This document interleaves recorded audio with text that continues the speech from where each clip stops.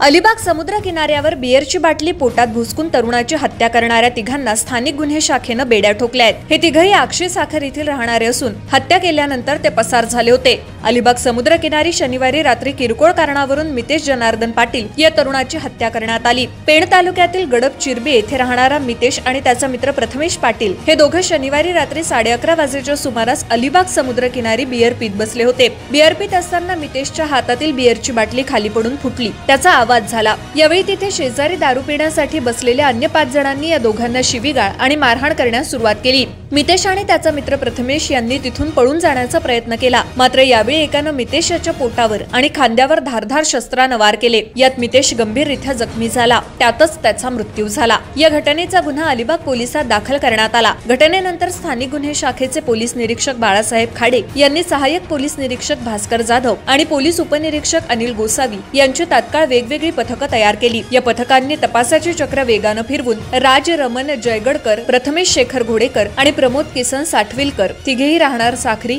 आक्षी तालुका अलिबाग यांना अटक करण्यात आली आहे। चौकशीत या तिघांनी गुन्ह्याची कबुली दिली आहे। या घटनेचा तपास अलिबाग पोलीस ठाण्याचे पोलीस निरीक्षक किशोर साळे करत आहेत। दरम्यान पोलीस हवालदार सचिन शेलार, अक्षय पाटील, अक्षय जाधव, रुपेश निगडे, ईश्वर लांबोटे यांनी ही कामगिरी पार पाडली आहे।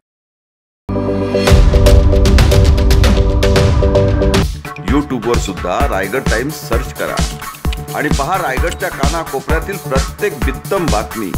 आणि हो, लगेच सबस्क्राइब बटनवर क्लिक करायला विसरू नका। रायगड टाइम्स, आपलं चॅनल, आपला आवाज।